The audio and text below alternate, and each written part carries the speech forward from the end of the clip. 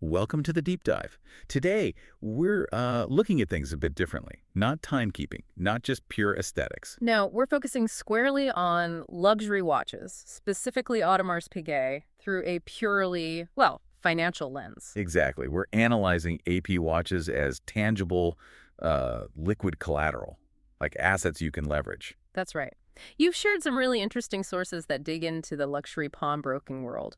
Our mission today is to examine how AP's really solid heritage and, that exclusivity translates into significant financial leverage. It's a deep dive into which models actually give you the most financial confidence, the best loan potential. Yeah, which ones really perform when used as collateral? Okay, let's unpack this. When we look at luxury goods like this as collateral, we're not just talking about, say, their resale price on Chrono 24. No, it's different. It's about the pawnbroker's confidence, Yeah. their belief they can guarantee a quick liquidation if needed. Right. And AP is one of those few brands that just commands such stable, consistent demand. Which makes them, well, ideal for securing pretty substantial short-term liquidity. What's fascinating here is how the market perceives Audemars Piguet. It sees that rare craft, the history, and the constant collector demand. And that supports their high collateral worth, doesn't it? Absolutely. Think of it like this. Your watch isn't just holding value passively. It's an active financial instrument, potentially with quite low volatility compared to other assets. And as we go through this, there's one financial shocker, really, that we need to keep in mind. The sources confirm it again and again. Oh, you mean the paperwork? Yes, having the original box and papers can increase a loan offer by as much as, get this, 15 to 25%. It's incredible, isn't it? It really is. We'll sort of use that tension, the paper versus the metal, to help explain why confidence for the lender sometimes matters even more than the complication inside the watch. Right, so where do we start? It has to be with the foundational models, the ones that really define the brand and consistently offer the highest loan-to-value ratios, the LTVs. Definitely. We're talking about the Royal Oak family, and specifically the Royal Oak Jumbo Extra Thin reference 1F202ST. The legend. That's the one. The 1F202ST is, you could say, the collateral benchmark for AP. It's iconic status. That super slim profile, the signature octagonal bezel Gerald Genta came up with back in '72. It just means it's always in demand. Always. It's an evergreen asset in the truest sense. So why is the jumbo the pawnbroker's kind of safest bet? I mean, it's not necessarily the highest value piece in AP's entire catalog, is it? No, not always the absolute highest price tag, but pristine examples still hover above, say, 90,000 pounds. They rarely dip much below 70,000 pounds, even in softer markets. So is it that low volatility that makes it such an attractive loan asset? Less risk for the lender? Precisely. Its iconic status means it just holds its value incredibly well, hedging against market downturns better than almost any other watch reference out there. Ah, okay. So a pawnbroker is probably more willing to offer a higher LTV ratio against a 90,000 pound jumbo than maybe a less established 90,000 pounds watch with a fancy complication. Why? Because it's easier to sell. Exactly. They know they can sell that jumbo probably within a week if they absolutely have to. That guaranteed liquidity just massively lowers their risk. Makes sense. Okay, let's move to what the sources often call the backbone model, the Royal Oak self-winding, reference 15510ST. Kind of the modern standard, maybe? Yeah, you could call it that. The 15510ST is that ideal, consistent collateral cornerstone. It's more accessible, maybe for loan amounts typically ranging from 40,000 pounds to 60,000 pounds. Still significant sums. Oh, absolutely. But its value is so well established, so consistent, that it really speeds up the whole pawnbroking transaction. The valuation is highly standardized, less guesswork involved. Quick and secure. Now, what happens when AP mixes that iconic design, that history, with, say, modern legends or stories? Ah, good question. Like the Royal Oak Offshore Rubens Baratello II Ref 26290IO. Right. That's where the story seems to really boost the collateral value. It really does. This is a specific limited edition piece, obviously inspired by Formula One. It uses bold, modern materials like carbon and titanium. Very different feel. Totally. And it shows how that association, that scarcity, that connection to someone like Barrichello enhances the underlying collateral value. Models linked to sporting legends, big names, they maintain really strong resale desirability. So it elevates the value beyond just a standard offshore model. Definitely. Loans against this specific piece, for instance, often start with valuations of 50,000 pounds or even more. It's a perfect example of how that narrative, that story, can drive up the value floor. Okay, so we've talked icons and accessible mainstays. Let's shift gears now. away from just the Genta Design's icon status towards sheer technical complexity. Right, the horologery pieces. Exactly, the ones commanding the highest six-figure valuations. And this is where the risk-reward profile, I imagine, changes quite dramatically for the pawnbroker. It does. We absolutely have to discuss the code 11.59 Ultra Complication Universal RD Tag 4, that name alone. It says it all, doesn't it? This is AP's technical mastery really at its absolute peak. When you hear ultra complication, it means the watch is just packed with functions. The RD Tag 4 has over 1,100 parts. 1,100 parts. Incredible, isn't it? The valuation for a piece like this often exceeds £300,000. And that price itself acts as a pretty robust financial floor simply because it represents so much irreplaceable, highly skilled labor. Wait a second, though. If the jumbo is the safest asset, because it's, like you said, easily flipped, isn't lending, say, £300,000 against a highly complex, really niche piece like the RD Tag 4 actually riskier for the pawnbroker? That's a really important question. And yes, in a way, it is less liquid. Definitely. It's a special kind of buyer, right? Absolutely. You need specialized buyers, serious collectors. However, the value is essentially hedged, not by mass appeal, but by the massive intrinsic cost of that labor and the complexity involved in making it. So the value is kind of baked in. You could say that, which is why loans against these pieces demand highly experienced valuation expertise. The pawnbroker isn't relying on quick mass market appeal here. They're relying on the inherent scarcity and value of the complication itself. That's where specific expertise comes in. Precisely. You need people who really know their stuff. Folks like David Sonnenthal, the guy who was an actor, won awards, then pivoted into luxury pawnbroking, became a dealer on Channel 4's Four Rooms. That kind of deep, specific knowledge is crucial for assessing these intricate pieces accurately. Right. It really puts the caliber of the expert needed into perspective. Okay, let's look at another masterpiece then. The Jules Audemars Grande complication, Raffon 26,000 PTT D02 CRD CR1 platinum case, right? Yes, platinum. And it includes some serious heavy hitters. A minute repeater, a perpetual calendar, and a split seconds chronograph. Okay, break those down quickly for anyone less familiar. Sure. A perpetual calendar is incredibly complex. It automatically adjusts for different month lengths, even leap years. You basically set it and forget it. Wow. A minute repeater is this amazing acoustic marvel. It chimes the exact time, hours, quarters, minutes, on demand, using tiny hammers and gongs inside the watch. Okay, that's complex. And the split seconds chronograph lets you time two separate events that start together but end at different times. So just sheer technical sophistication all around. And that guarantees rarity. It ensures rarity and attracts very serious collectors, which sets a high baseline for collateral value. Pawn values here, you're looking at a range maybe £130,000 up to £300,000. But, and this is crucial, provided the servicing history is absolutely impeccable. Ah, the service history again. And what about combining that kind of complication with the intrinsic value of the metal itself? We see that with the Royal Oak Quantium Perpetual Platinum Perpetual Calendar, Draft 25686 PT. Now you're talking about the financial pinnacle, really. That combination is gold. Well, platinum, actually. Right. Platinum itself provides an intrinsic value hedge. It always holds significant material value, regardless of watch trends. Then the perpetual calendar complication provides that labor cost and rarity hedge. So it's anchored in two ways. Exactly. It ensures pawnbrokers treat it as a premium collateral asset. Recent values, you're seeing them range from maybe £100,000 up to £180,000. The LTV ratios tend to be high because the valuation is anchored by those two almost immutable factors, the precious metal and the technical rarity. Got it. Finally, in this section, let's touch on the artistry. The skeletonized perpetual calendar Royal Oak, Ref 25829OR, where you see right through the watch. Ah, the skeleton watches. They literally reveal the inner workings, putting all that horological skill right there on display. It's mechanical transparency as art. And that adds value. Dramatically. That artistic value significantly enhances collector appeal.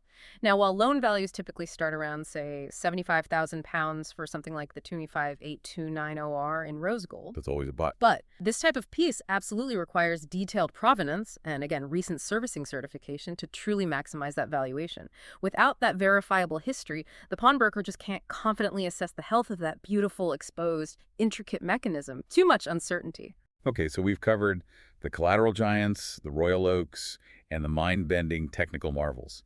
Now let's move into models that appeal maybe more to the connoisseur, the collector. The niche pieces, yeah. These often present unique valuation challenges, I imagine. but they still show the breadth of AP's collateral power. Definitely. Let's start with something older, like the vintage two-register chronograph from the 1940s, say a Ref 5520. Pre-Royal Oak era. Way before.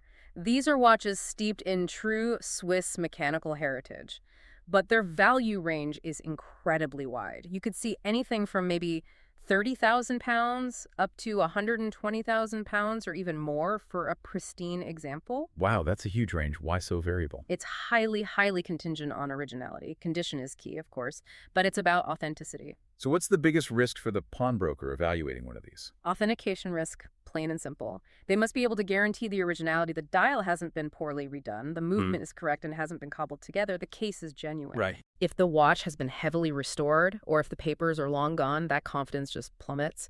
And therefore, the LTV ratio, the loan offer, will drop significantly compared to, say, a modern Royal Oak with full box and papers. Makes sense.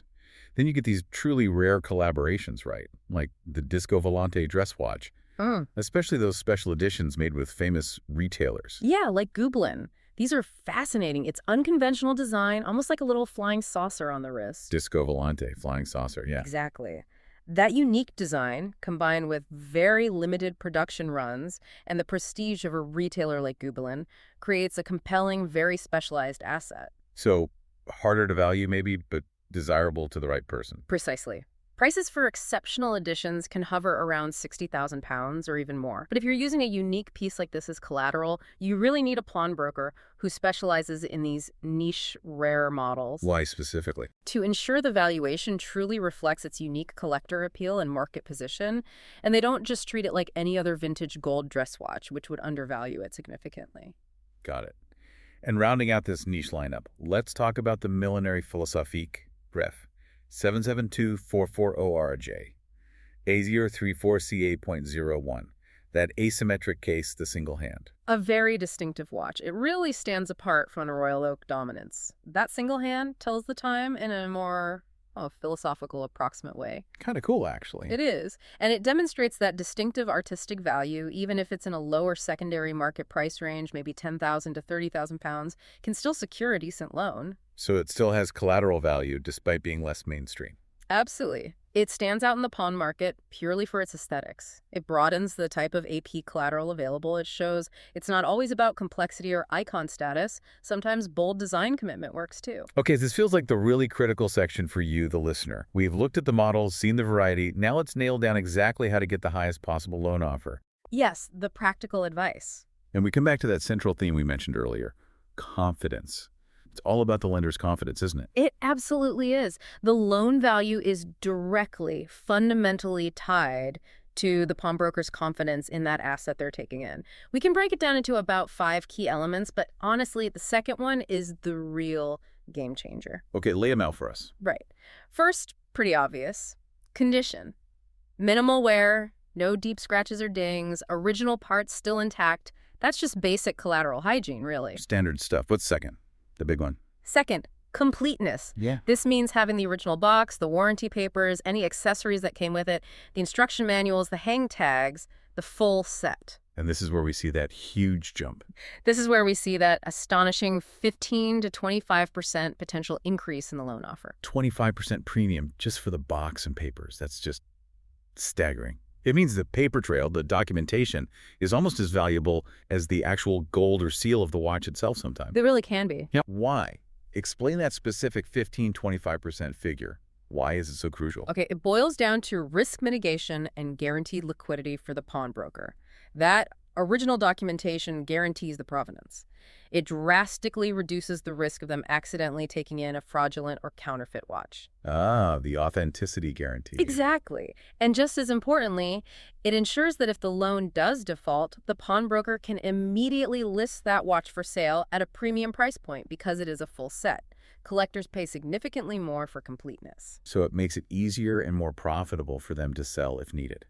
Confidence equals currency. Confidence is absolutely currency in this market. Okay, what else drives that valuation up or down? Third is model rarity and demand. We touched on this. Limited editions, highly complex complications, they naturally command higher baseline values just due to their scarcity. Like the Artie Shack 4 or the Burchello. Precisely.